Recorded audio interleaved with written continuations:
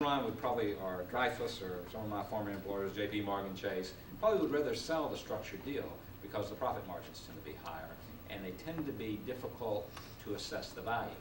And decisions get made on doing the deal based on, a lot of times, novelty of it.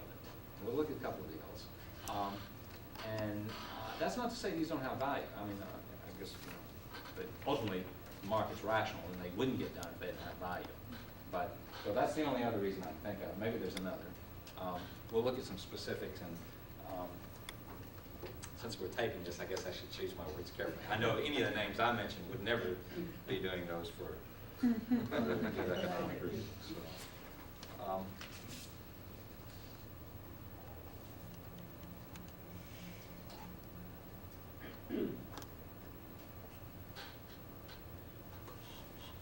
well, as far as cross-market, we've already said, what are the major market exposures? Now, if you're dealing with a client, or you were the client, and you only had one exposure, then maybe some of this would be moot. But that's usually not the case. You pick a name, a user, pick Union Carbide, we've used them as an example. Well, what are their big market exposures? Natural gas. Probably gas, probably some various commodities, probably petrochemicals.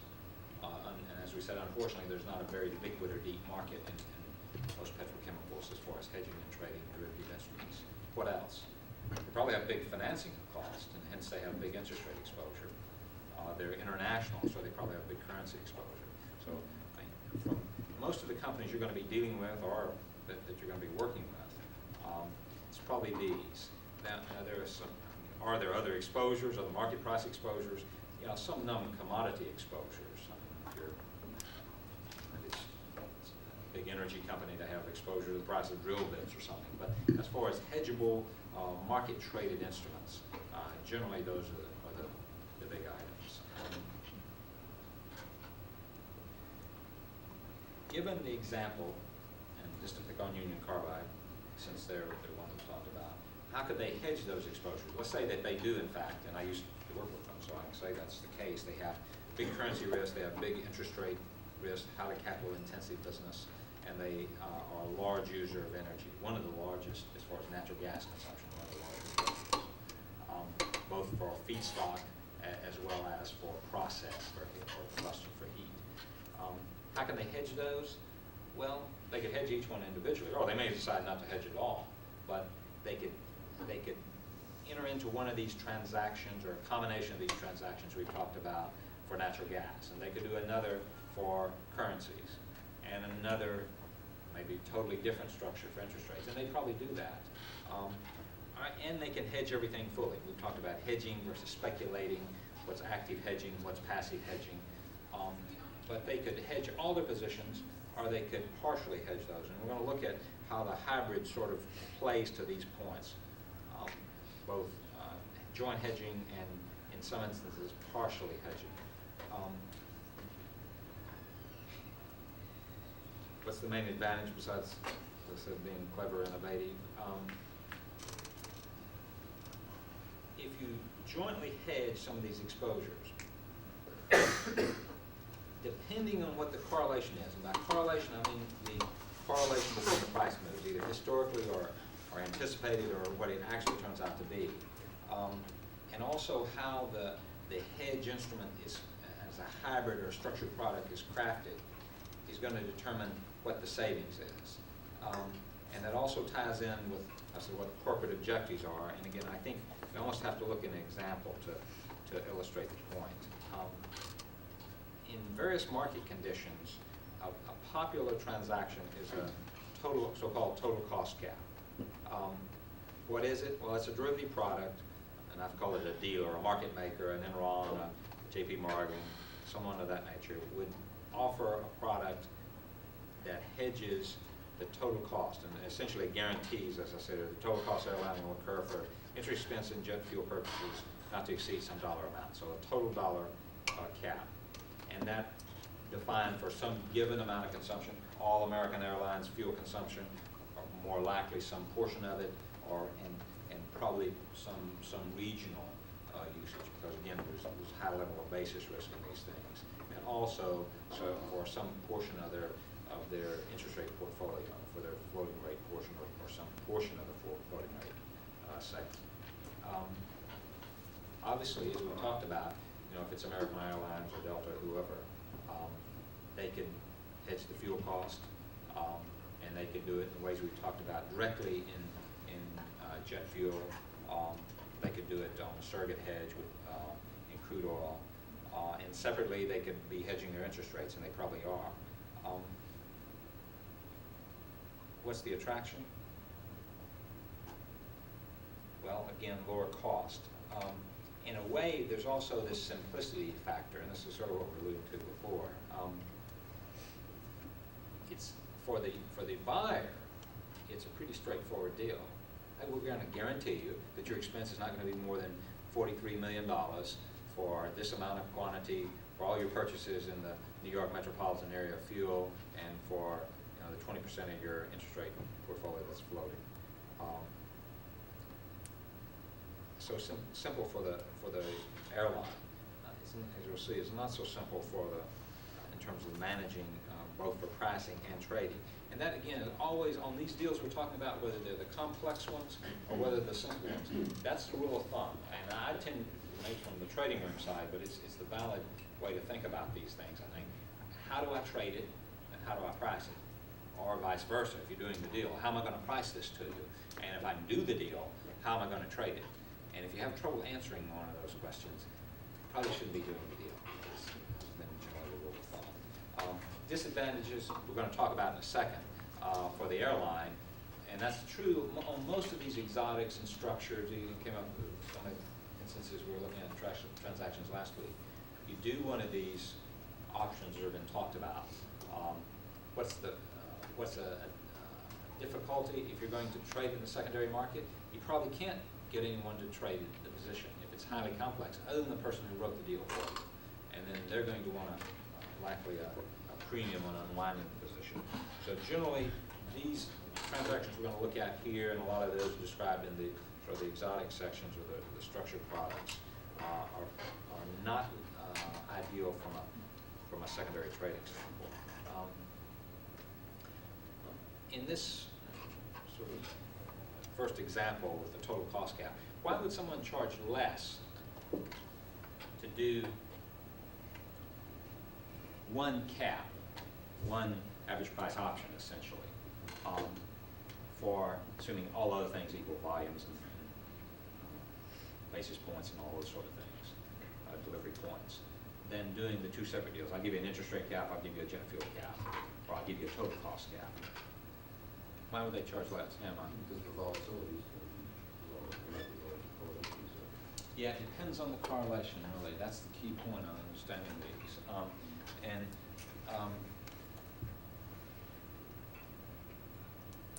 I said, well, they charge less because the value of the instrument's less.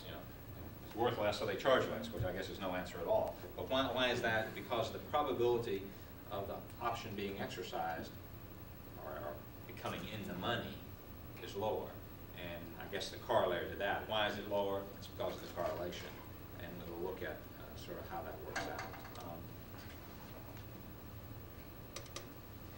First, to think about, is it going to be significantly cheaper for that sort of instrument? Well, on the correlation of the prices and the structure of the deal, and we'll come back to a second in the correlation because that's the key point to understand. But in terms of the structure of this deal, and this is maybe a good example to think about in terms of, if you're going to end up in this business, you're going to have, whether it's this, and this has sort of become a plain vanilla of structured deals. But a lot of times the issue is thinking about how you craft, first understanding either your own exposure or your esteemed client's exposure, and how are we going to craft a deal that appeals to them, understanding what their financial objectives are and what the other constraints they may have. We talked about some of them, maybe credit constraints, it may be willingness or ability to pay, if it's an option, how do we set strikes, how do we set durations, and so on. How do we put some fences around it to lower the cost if they have some limitation in what they're willing or capable to pay, and what are their hedging objectives. And that's what I'm referring to here in terms of structure. How could you structure this for a given correlation of prices in terms of jet fuel prices and interest rates, for some assumed correlation level, how do you affect the pricing or the savings? I mean, if you go to American Airlines and say, hey, I'll write you this interest rate cap and it's X number of basis points on this, or I'll write you this for X number of millions of dollars of premium, we'll hedge your jet fuel at 60 cents a gallon. Or we'll do the total of those, do both of the deals, and you can just add up the premium and that's it. Well, if there's not a substantial savings, they're not going to do the deal. How do you affect the savings? Well, most likely in the structure, you can ratio the quantities. Again, you're going to make some assumptions about what the correlation levels are. That's the prime determinant. But there are some variables in the way you structure the deal. The correlation level by seasons may be different. In fact, they probably are. In the quantities, I picked jet fuel. Depending on the size of ratio of the amount of jet fuel being hedged to the interest rate portfolio being hedged, may be a determinant. I mean, again, if it's American Airlines, there's probably a limited volume of what you want to do in terms of a direct jet fuel hedge because of the liquidity of the market. If American Airlines, to use them as the example, did this transaction, are they fully hedged? Are they taking a speculative position? Well, they could be doing both. You know, I think that's right. It may largely depend, this is what I said on the next slide, but I think it depends on what they're intending to hedge. If their policy is, in most companies, will have policies and procedures. In fact, depending on the size of the company, they probably already have those in place, but if it's a smaller company just getting into the business, it's usually the first step, okay, writing the policies and procedures. So here's what our hedging policy is. We hedge, we're fully hedged, we never have a speculative position, so on and so on.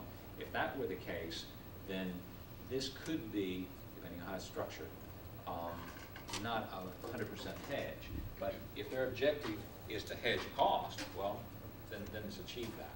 It hasn't fully hedged against all interest rates or all fuel price movements. And that's typically the case in a lot of these hybrid and structured products. Any impression in terms of what typical correlations might be between energy and some of the, I said interest rates, capital market rates? I think it's high. Pretty good Pretty good right now? Well, my guess would have been, in fact, it was my guess when we started doing these some years ago, is that generally energy prices would be somewhat well correlated with interest rates on the idea if there's general movement of price levels in the market, interest rates are going to reflect expectations of investors on price moves, general prices in the economy. As a practical matter, they aren't highly correlated at all, which is one of the reasons these things work. If they were perfectly correlated, it becomes more difficult to imagine the product structure of these cross-market deals that we're trying to do. But between interest rate and natural gas, and we're going to look at a couple of examples on that, correlation, right now we're at extremely low interest rate levels. Natural gas prices have been seemingly unaffected by that. Crude oil prices, as we've said, have been highly volatile, generally moving down. So that just as a sort of background knowledge. I mean, each of these have to be done on, and the first step on these is, since Mike is alluding to, is understanding exactly what you think the correlation is. Historically, what's it been for select periods where you think the market structure is similar, and other fundamentals. But there's some assumption you have to make about correlation levels before these things can be priced. Yeah. How does a hybrid work? I mean, if you're hedging both things, the jet fuel prices and the interest rate, do they both have to? Well, when do you decide when to exercise when one of them? Well, it depends again on the deal, and all these. I'll take the example we had, but the the nature of the hybrids tend to be, there will be some standard products, like this total cost cap, and I'm gonna look at interest rate knockouts and so on. Chase came up with the total cost cap, I think the idea of